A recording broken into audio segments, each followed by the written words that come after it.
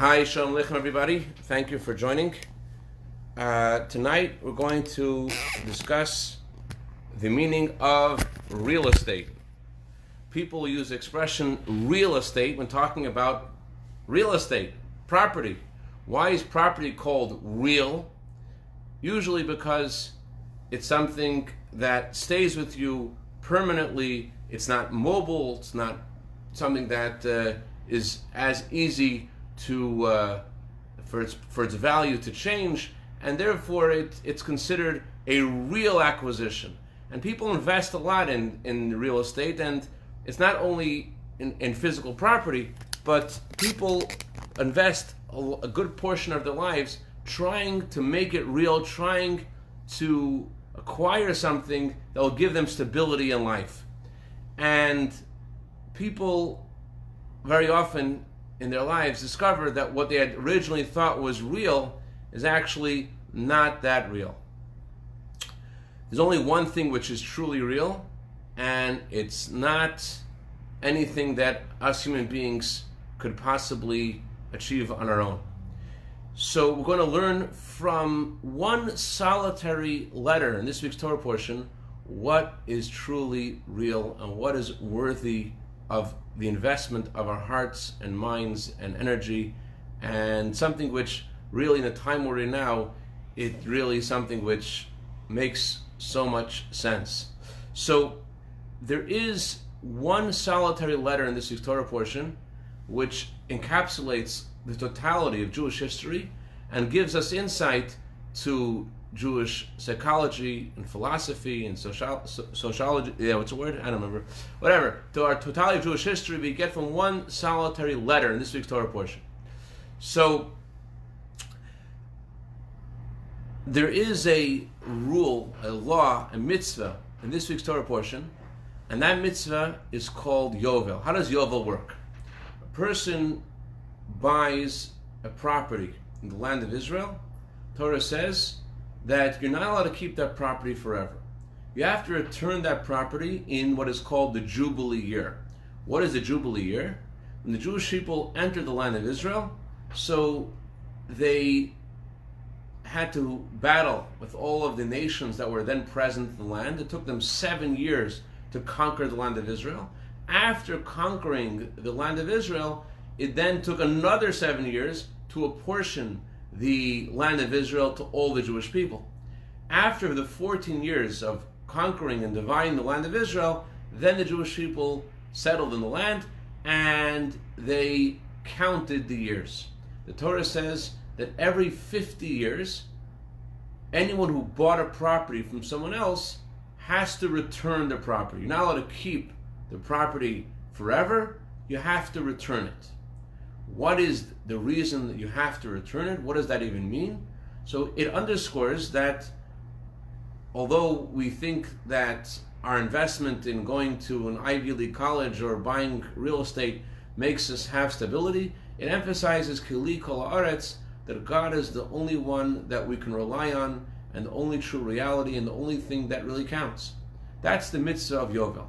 There's one exception to this mitzvah. If you bought a piece of property in a walled city, so the Torah says in that scenario, the owner of the property has a year to try to buy it back from the person he sold it to. He has the right to buy it back.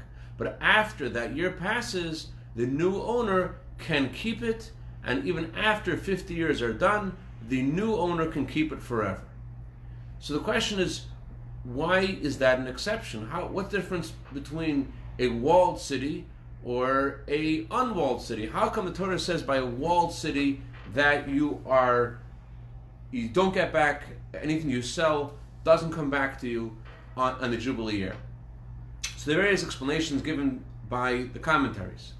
The Sefer HaChinuch, the book of education, says that the Torah wants us to cherish the land of Israel, and therefore wants the owner of the land to really hustle and try to get back the land within a year, and therefore the Torah gives a timetable of 1 year in order so that the owner should really try to get back the land, knowing that after a year he'll never have the opportunity to buy it back. That's what the Sefer HaChinuch says. is the explanation of the Chizkuni. The Chizkuni says that walled cities aren't really that good for planting and plowing. Walled cities aren't conducive for that kind of thing, and therefore the Torah says in regards to walled cities, since they aren't that conducive for planting, so it's not necessary to keep the property in the hands of the original owner, because since they're not fields, not usually used as the property in a walled city isn't usually used as a field, so it won't really hurt the original owner if the property has to be passed over to the new owner, because the original owner isn't using it anyways to plow and plant and for his personal for his parnasa, to support himself. Whereas a unwalled city, which you plow and you plant and the owner benefits so much from it, so the Torah says we don't want to take away his livelihood, and therefore after 50 years the property must be returned. That's one explanation. Another explanation given by the Meshech Chachma is that in a walled city the Jewish people were able to fortify themselves. In ancient times, the strength of a city was judged by the thickness of its walls and the height of the walls. So if you were living in a city for a long time, you knew all the alleyways, you knew all the cracks and crevices in the city, you knew how to get around. So if an enemy would try to come and attack the city, people living in that city would be able to more easily to protect themselves because they know the terrain. So therefore the Torah says that if someone buys a property in a walled city, he is allowed to keep it forever in order to maintain the integrity of the security of the city. So the Torah does not want that city, that property to change hands easily. So people who are living there have a knowledge of their city and they're able to best protect it. That's the explanation given by Meshech Chachma. And there is a very interesting way the Torah presents this rule, this mitzvah. Torah says any city which has a wall will not be extricated from the new owner in the Jubilee year. It remains in the hands of the purchaser in the Jubilee year. The words the Torah uses are a house in a city that asher lo choma, which has a wall. That's the words the Torah uses. But if you look at the way the Torah writes those words, the Torah writes the words differently. It says any house in a city which does not have a wall. It's written one way and it's read a different way. It's written asher lo choma, which does not have a wall, but it's read as if it does have a wall.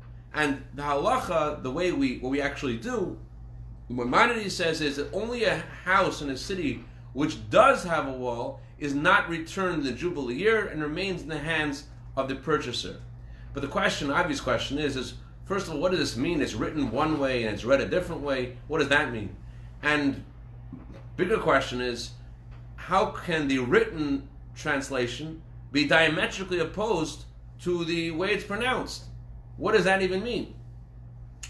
So the Maharal has a few choice words for people who discount the sanctity of the written word of the Torah. Some people were saying in the time of the Maharal that the written word and the oral word, the reason why there's a discrepancy, sometimes the Torah is written one way and it's pronounced a different way. People were saying in the time of the Maharal, they were saying to the Maharal, you know why this is? It's because there were some various Torahs and various books, and there was discrepancies. So Ezra HaSofer, the great scribe Ezra, didn't know what to do, and therefore he wrote it down one way, but it didn't make sense the way he wrote it, and therefore it was pronounced a different way. That's what people said to the Maharal.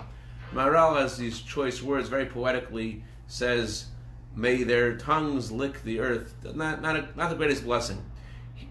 In the Gemara and the Darim says that the written words of the Torah and the way they're pronounced And sometimes when you read a verse in the Torah, there are some filler words. You can't really, it doesn't make sense the way it's written. You have to put some words in there for it to make sense. So the Gemara says in the Darim, Gemara says that it was all given to us at Mount Sinai. In the Darim, page 37a, it says every single word in the Torah, the way it's written, was given to us by Moshe Rabbeinu, by Moses at Mount Sinai, and the way it's read. And Moses gave us both the written word and the way it's interpreted, the way it's read, the way we read it. There were other people in the time of the Maharal and other different explanations to this discrepancy. They told Maharal, oh, you know why this is the way this is, why the Torah is written one way and it's read a different way? It's because sometimes a prophet would say something and it wouldn't make sense the way he said it. So when Ezra was writing it down, so he wanted to make it make sense, so he wrote down a way that it would make sense, but really God said it a different way. And Maharal totally tears this argument apart, and he says, how does that make sense? If you don't know the answer, if you have a doubt, say this word is a doubt. We don't know which word it is. What is the meaning of writing it one way and reading it a different way? So what the Maharal basically says is that there are two different layers of Torah interpretation. Just like in our vernacular, there's the way something is read and there's the way something is studied. So there are two different realms, two different kinds of interpretation. There's the written way and there is the oral way. Just like in our vernacular, the way you discuss something in conversation is different to the way you write something down. But the question though is, why here, in the guarding the laws of the Jubilee, does the Torah say that you only can maintain ownership of the home that you purchased in the walled city if it has a wall around the city, or according to the way it's written, if it does not have a wall around the city? Why do we have these seemingly two, not just divergent, but really they're diametrically opposed, two interpretations of the same sentence, which are the opposites of each other? What does that even mean? There are, of course, many different ways of explaining the Torah, but here we have two explanations which are directly the opposite, and they're in the same words. What does that mean?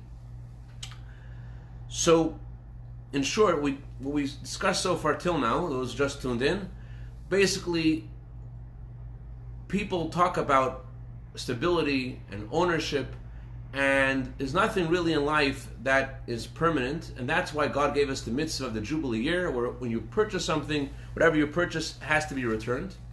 And we were wondering about this exception of when you purchase something in a walled city, where there the Torah says you can keep it, and we brought different explanations, various commentaries, either because it helps you fortify the city better, or because it doesn't really matter so much if it's a walled city, because the agriculture isn't that good in that city, and therefore it won't matter if it's taken away from the original owner. And also another explanation which I didn't mention yet, and that is when you purchase something in a walled city, usually it's because you have intent that you want to stay there for a long time. It's a place you want to invest in and bring your family there and stay there, and therefore the Torah says if you buy something in a walled city, you could keep it. But our question though is, when the Torah gives us this rule that the walled cities are different, the Torah writes the cities without a wall are different, and the way we pronounce it is the cities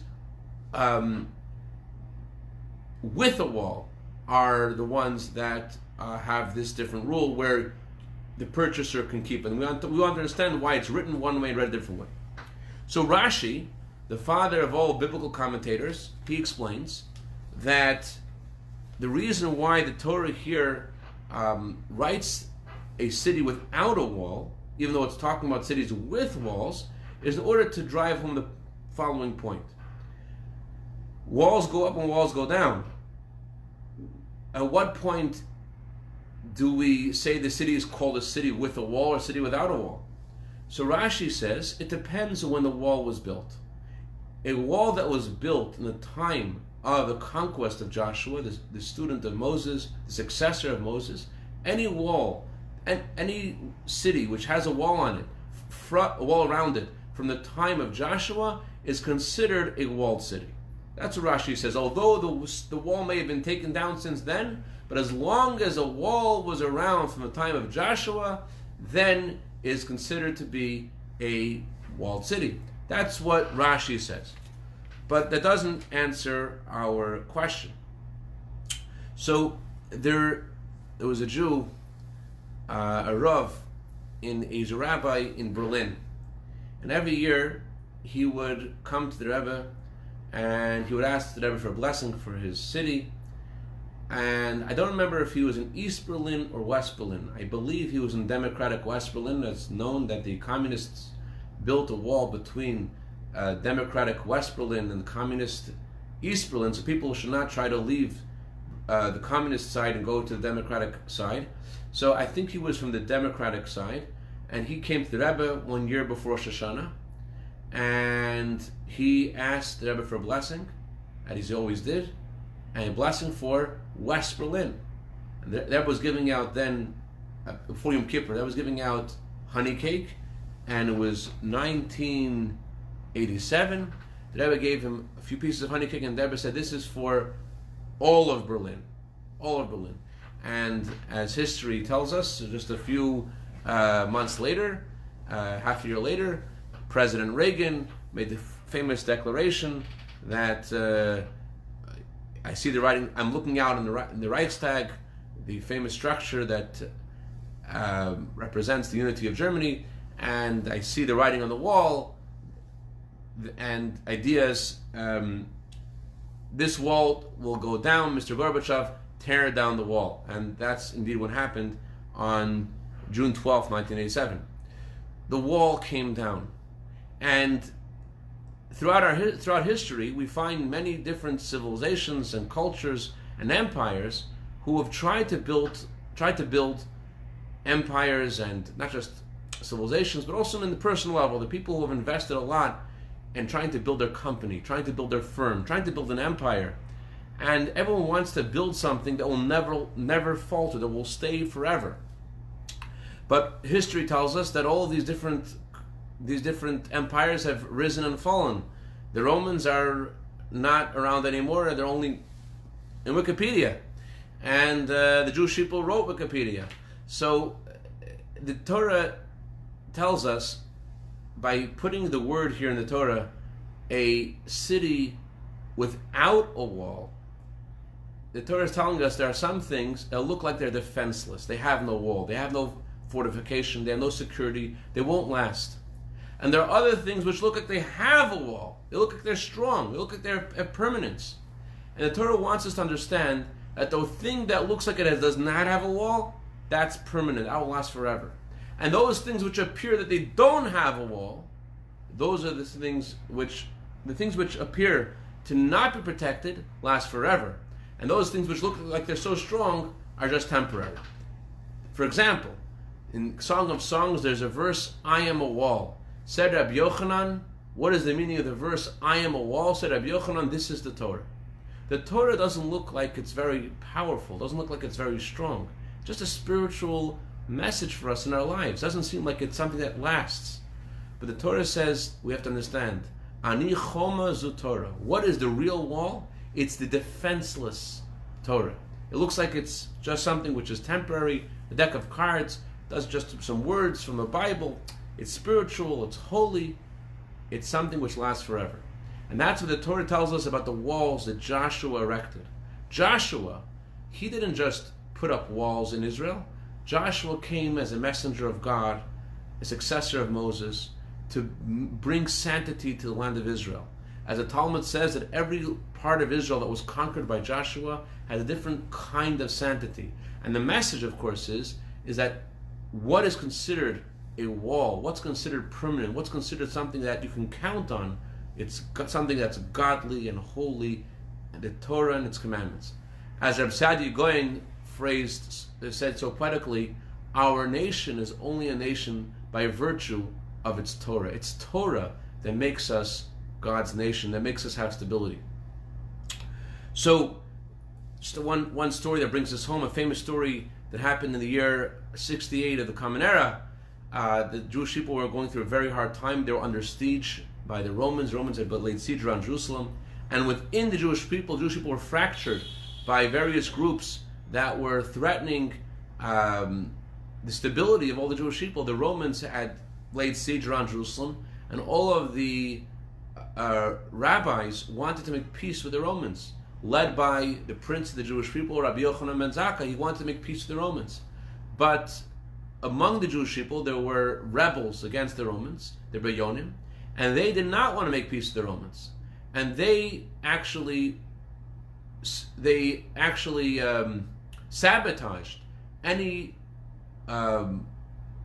sense of stability in the walled city of Jerusalem. They burned down these storage houses because they wanted the Jewish people to revolt and to fight against the Romans. They wanted to make peace something that was impossible.